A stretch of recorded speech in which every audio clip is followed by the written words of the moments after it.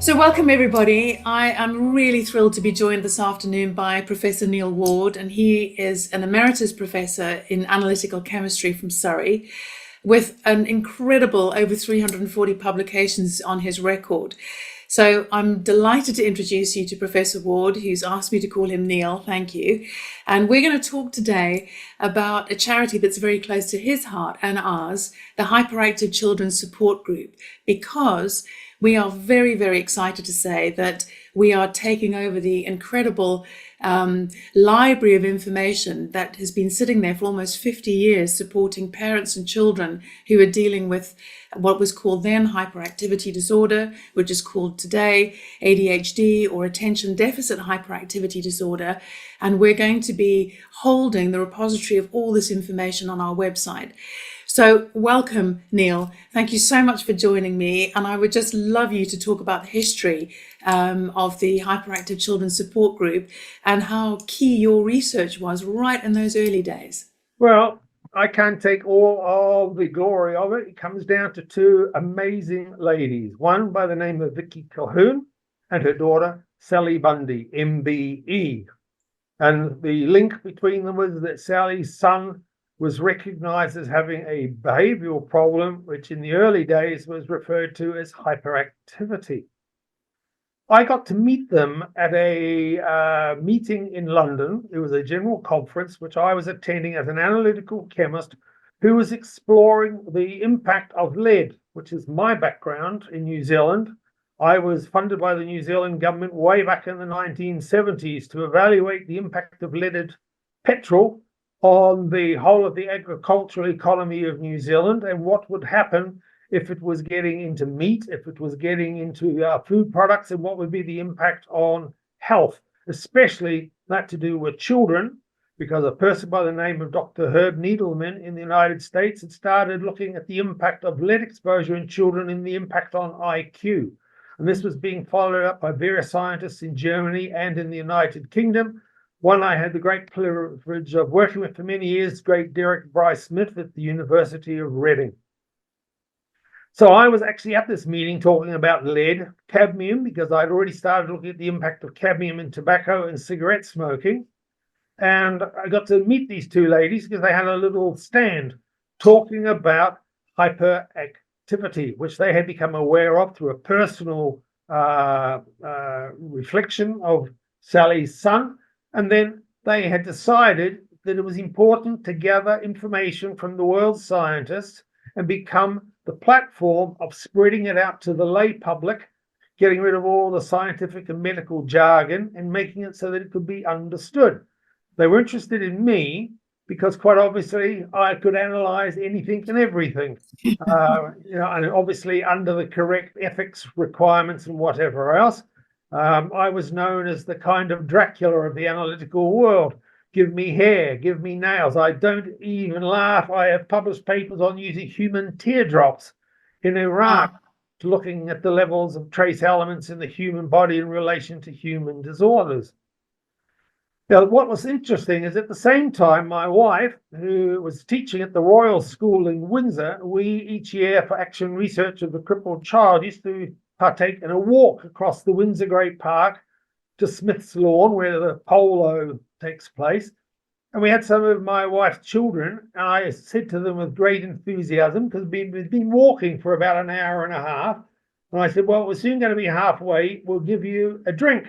That's part of what's put on by the charity. And I said, Joe, you'll be looking forward to having an orange drink. This one boy turned to me and said, no, sorry, can't drink it. It makes me go bonkers. And I have never, ever forgotten. He said, it makes me go bonkers. And I said, what do you mean? And he says, I have an allergic reaction to particular food colors, and especially what I drink, things that I use every day, because in those days, soup, sauces, many things that were being regularly consumed were actually of various colors to enhance the enthusiasm for people to want to buy it, consume it. And of course, this was at the time period a famous book came out called E-Numbers, Yes. trying to get rid of all the big chemical names, E102, tartrazine, and azo dye. Off I go. I am a chemist. But the key thing is, for the lay public, they had no idea what that was. But give it an E number, 102, stick it on the label. Mums and dads became aware to look at commercial products that they were buying, and was there a reaction? At the same time, there was a lot of confectionery. One particular used to be sold in cardboard tubes with multiple colors. I won't mention the name because that would be naughty of me. But kids were used to suddenly find they liked the blue ones because it made their tongue go blue. Yeah. But they had a reaction to it. And when we discovered what the chemical was, we decided, well, let's have a look. So we reviewed the literature. There were a couple of very important studies in Germany where people had started looking at azo dyes as chemicals, the fact that they were being used as food colorants and preservatives. And it was horrifying. There were things that we use every day, including sugar, that has an E number. It doesn't mean to say it's an azo dye, but the key thing is they had already started identifying that this may be leading to problems in food digestion. But one well-known study in Germany started looking at tartrazine being an agent that deactivated the enzymes in your mouth that you use to help break up the food. So particularly some children, although they were eating good food, they had an inability to be able to digest it, and thereby, my area of interest, bring the essential trace elements, starting off with calcium, magnesium, zinc, selenium, chromium, go through the list. There is about 18 to 20 important elements of the periodic table we need for good human health.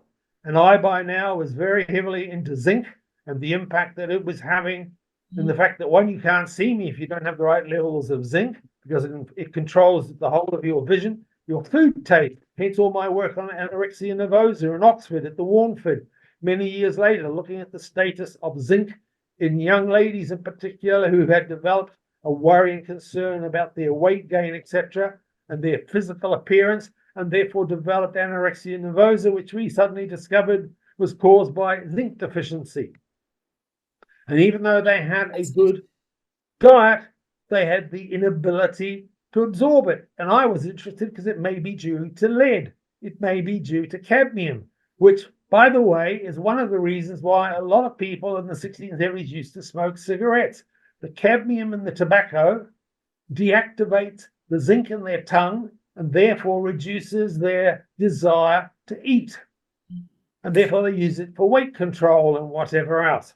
That's fascinating. When I was growing up, that was exactly why so many of my contemporaries, started smoking, because they said, and they didn't want to eat. So I never knew that. Thank you for that little tidbit.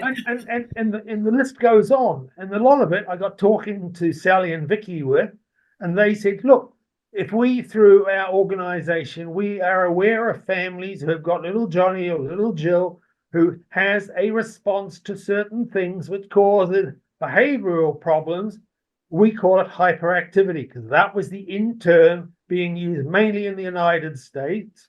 And they had already become in contact with various people who were not only interested in E numbers, but also in food colors.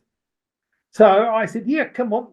If you can get permission, I have to get agreement from my college. I was working at Imperial in those days, to get permission to be able to take samples from children with their parents' permission in the control of medics who were there. Because as an analytical chemist, I'm not allowed to take saliva. Please spit in the various plastic mugs.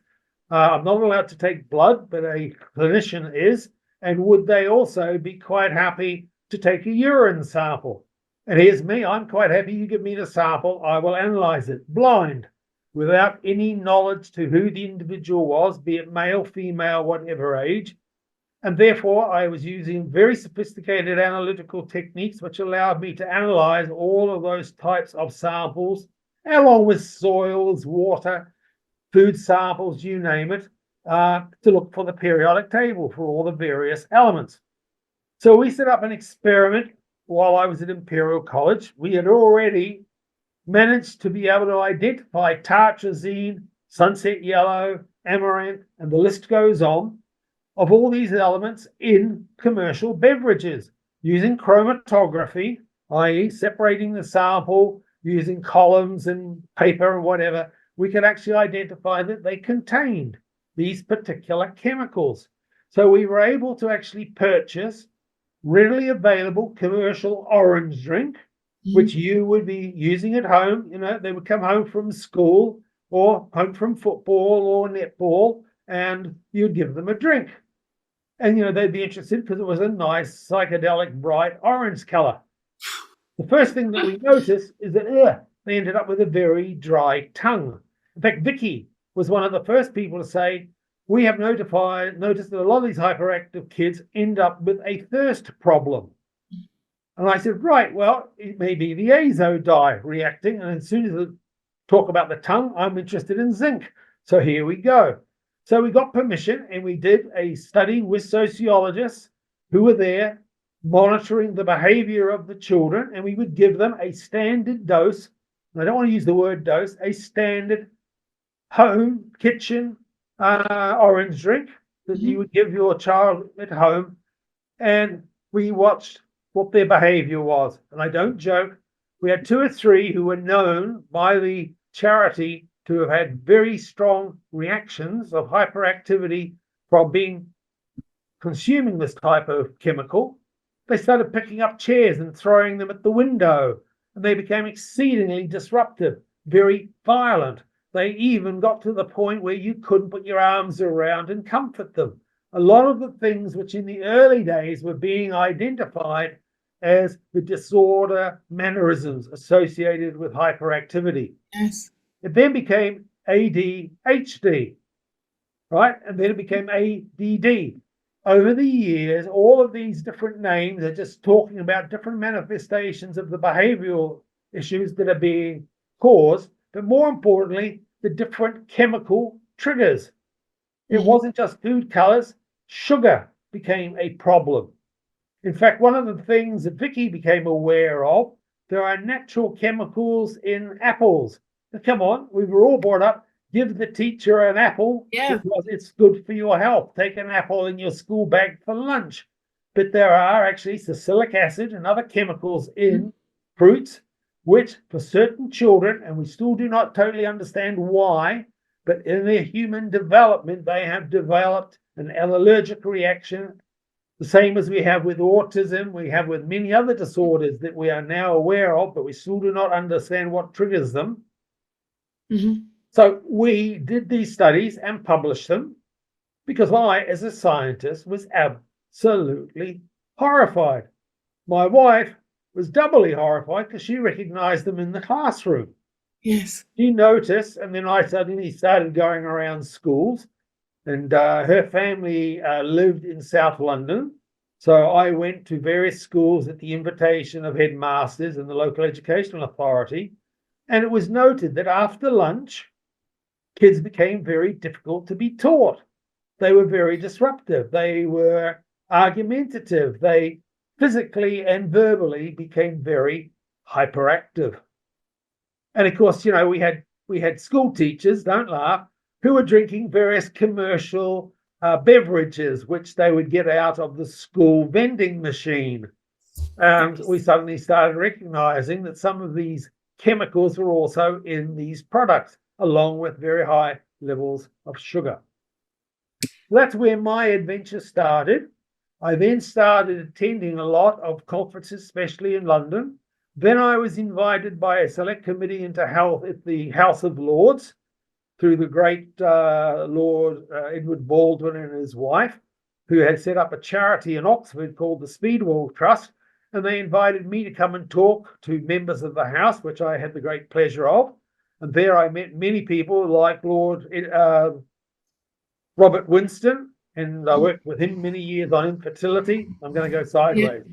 But all of these are all interacting with periodic table and the way various things are causing the kind of behaviors that I had already seen. And then I met a couple of other people who had set up an organization called Natural Justice. And these are people who were worried. And Vicky Cahoon, just before she died, sadly, came up to me and she said, Neil, we've always focused on children. What about adults?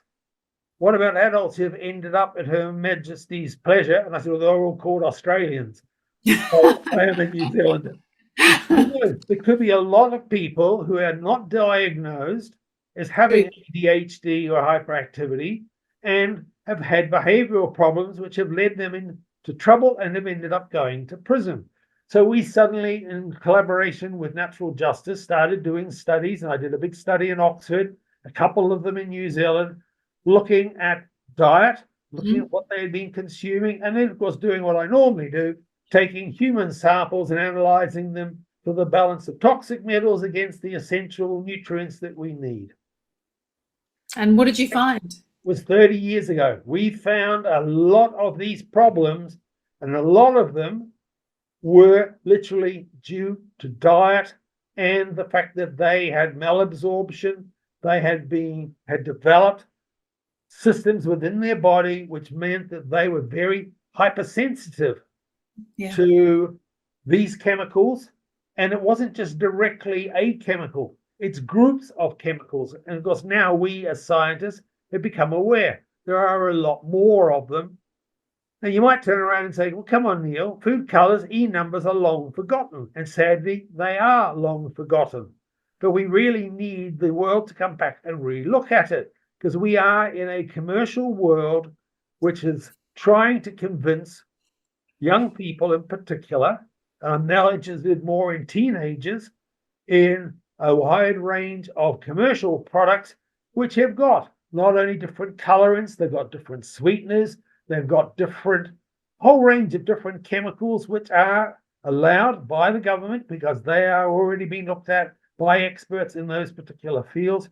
And we then, as an organization, the UK Hyperactive Children's Support Group, became totally aware of diet, the environment. It is what we bring our children and ourselves up in.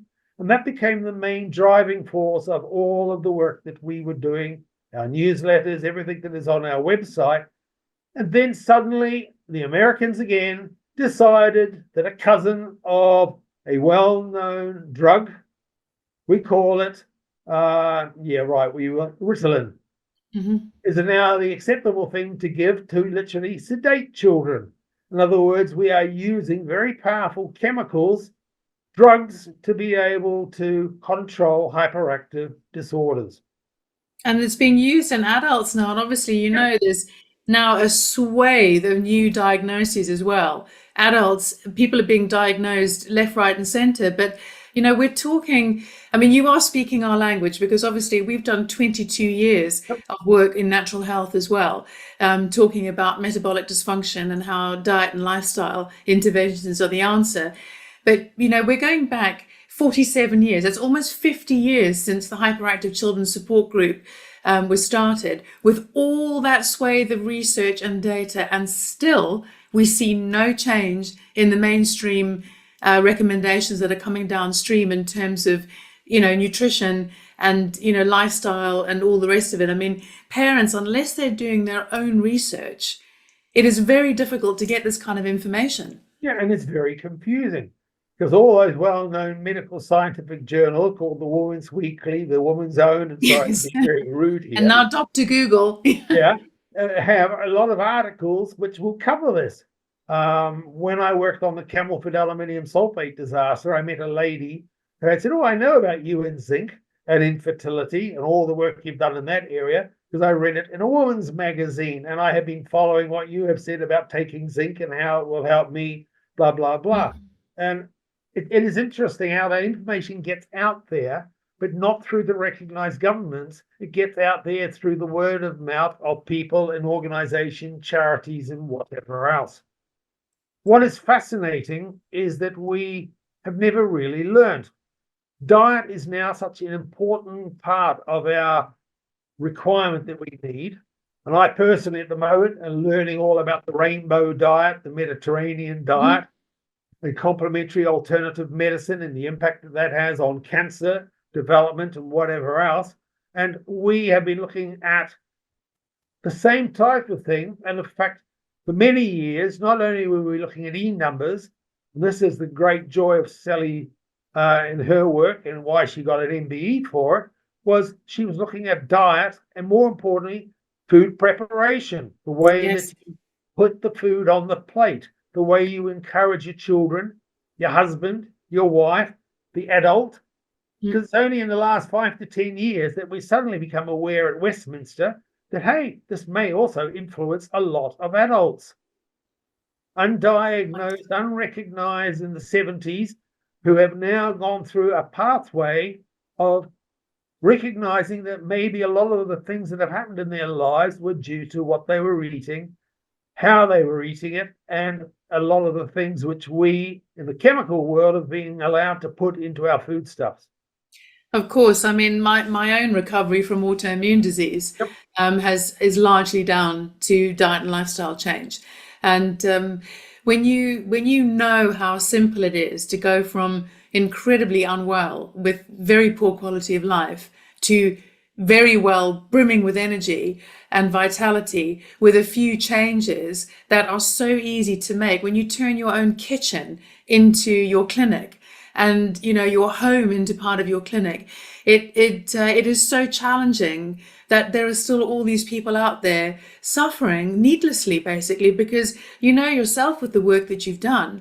It's about making different choices, removing certain things, adding a few things in. It's eminently easy and practical to be able to make enormous change, particularly for ADHD. Well, I can make it very personal. 3 years ago, I was suffering from high blood pressure, something that I have acquired from my mother and her side of the family. And my local GPs in my village, where I live in Surrey, decided, let's give him a new cocktail. Let's try out the latest medication, the latest tablet for blood pressure, etc. And I was, for want of a word, becoming more like a guinea pig and trying to work out all the different types. What happened is I changed my diet. Mm-hmm. And I was brought up as a traditional Kiwi, chocolate in everything, sweets with everything, Yes. ice cream with sweets, and I have cut out on all of that, and it has had a remarkable impact on my overall general health. My weight is reduced. People have said, my God, he's actually a lot skinnier than he used to be. But the key thing is diet, what you eat, how you eat is so critical in terms of human health. And that has been the number one theme that Vicky and Sally brought to the world. Not only did they take it to families and offer the opportunity for families to have their children examined by specialists in the field, but more importantly, go out to world scientists and say, I know that you're interested in Ritalin. And by the way, if you now look at the number of equivalent drugs that have been accepted around the world to be used to give to children to address hyperactive ADHD syndromes and other behavioral disorders, etc., it appears that the chemical industry is quite happy with that, to stop not even looking at the natural chemicals that are in our foodstuffs. I know it's a travesty, but of course it's where the money is. And it is a complete travesty for parents and for children. So, we want to get this out as widely as we can. And we're so grateful to have been asked to to hold the repository of all this incredible work so that it can carry on for another day. Thank you. We are delighted. We as an organization have impacted the life of hundreds and hundreds and thousands of families. The reason is after 40 plus years, we've all got old. It is not that easy to raise money as charities because of COVID and all the other things that have happened. And therefore, we needed to have the depository available, and we are very grateful for what you are doing. And thank you. We want 40 plus years of work and enthusiasm to be available for other people to be able to at least consider. It isn't the ultimate solution. You have to be able to learn. And that was Vicky's number one thing. You need to be able to get the information out there so that people can make a decision by learning. And since I am a teacher at heart, I 100% supported that opinion. And so do we as well. And I wonder, before we close, I mean, I just wanted to really mention that The charity has distributed well over 20,000 classroom packs in schools and Yep. to educational facilities, which has been incredible in the UK alone. And I'm just wondering if you are aware of, whether those impacts, whether they've actually carried them on. I mean, are the schools taking them on board? What was the reception like in terms of the schools in their learning? Not only did many of the schools take it on board, it has now reached the level of government. I am part of a committee looking at school meals and whatever else on behalf of the charity. I have been looking at the number one chemical which is important in human health, water, Yes. and therefore hydration, the impact on the human brain and learning and attention, etc. And And I have been hopefully without fluoride, Neil. yeah. We've got to try and put this, because now they're starting all over again. We were involved in the fluoride lobby 20 years ago. We thought we'd put it all to bed, and now it's all raised again. Yeah, but you are right. There are things, and I'm going back to the 60s and 70s where I started my journey on lead. A lot of these things are coming back, and there are young scientists today think they have discovered something completely new. But no, the world has moved on. We are in a world where the kind of things we eat today, the things that we drink are different.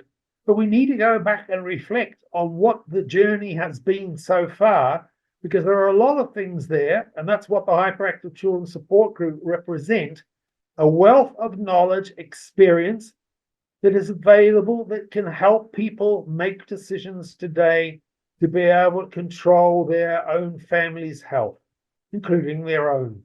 Exactly.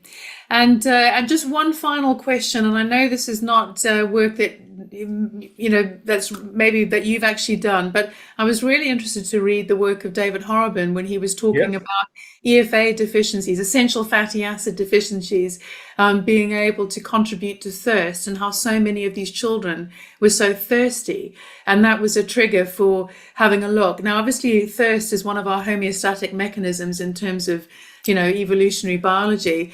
And I just wondered, because it was such a small mention, I just wondered if you had anything more that you could sort of couch around that. Well, I'm very fortunate to have worked with David Horrobin in Guildford, because he was just up the road from the university. And we did a lot of the original work on his evening primrose oil, getting hold of the pure materials that were being used to make the product. And as analytical chemists, we have the analytical instruments to be able to investigate what chemicals is it made up of, how pure are they, and whatever. That is my day-to-day job, right? And therefore we were fascinated in a lot of the pioneering work that he was doing. And he had a huge influence on Vicky and Sally, because they suddenly became aware that EFAs may play an important role in hyperactivity. It isn't just trace elements. It isn't. We as a human body, my joke I used to do in the 70s, we are not made up of just lead. We're not a battery. We are made up of the periodic table and beyond. We are made up of amino acids, fatty acids. We are a very complex chemical machine which needs a balance of all of them to be in optimum health. And that's why the term optimum nutrition came to the fore. Patrick Holford at the Institute of Optimum Nutrition, and many other organizations around the world, which I've had the pleasure of working with and or sharing my research talents with, because they could give me samples, etc. We have learned that it isn't just a simple picture, and a lot of it is not popping a pill. Exactly. Well, Neil, thank you so very much. It's been an absolute treat to speak to you today. You're very welcome. What a wealth of information. We'd love you to come back. And I know that Dr. Robert Verkerk, our executive director, will want to be in the hot seat the next time speaking to you. Well, we share a lot together on organophosphorus pesticides, which You do. was the influence of my family's health, my father in particular, and two of his brothers and one of his sisters. In the way days of the 1960s and 70s in New Zealand. I was brought up in Hawke's Bay, the fruit bowl of New Zealand. In fact, don't laugh, my hometown is responsible for Braeburn, Pink Lady, Jazz. All those apples were created on the farms of my hometown in New Zealand. They're all the very sweet apples as well. He was brought up with Red Delicious, with Golden Delicious, with Granny Smiths and whatever else. But in the 60s, we suddenly discovered we had all these problems with pesticides in our trees, pests in our trees. So we suddenly got the other group of chemists who gave us all these different chemicals to spray on the fruit. Luckily, none of them are used now in New Zealand. But I got involved some 20 years later through my family to actually analyze the aquifer water in my home area of Hawke's Bay to make sure, because we're now one of the biggest winery industries of New Zealand. Of course, yes. We didn't have a legacy of it, and we don't. But the key thing is that we learned through, again, the need, and a lot of developing countries are still going through that to this very day. Look where our food basket comes from. So my job is to analyze food that comes from all over the world. I've just spent 15 years working in South America, mainly Argentina, Chile, and Brazil. In fact, I was in Brazil a year ago looking at water quality, food quality, because in developing countries, they are going back through the days that we went through way back in the 60s and 70s, and they are seeing behavioral problems. Yes. A lot of it they put down to malnutrition, they put it down as socioeconomic factors, which are all correct. They are all part of the complex picture. But we also need to recognize the wealth of information, especially the Hyperactive Chiller Support Group have added to, are as relevant today as they were 30 years ago. Absolutely. And I know that our listeners are going to be absolutely thrilled with this work. So Neil, thank you so much. And as an enormous thank you, I would just love to send you a copy of our book, Reset Eating, which is so absolutely in the center of the tramlines of what we've been talking about today. I know that you'll enjoy to have a read of it. Thank you very, very much. I am always one who is keen to learn. And Amazing. as a teacher, in the middle of my lectures, I'm starting to talk about zinc, periodic table, 3D, 10, something else. By the way, you need it for having children.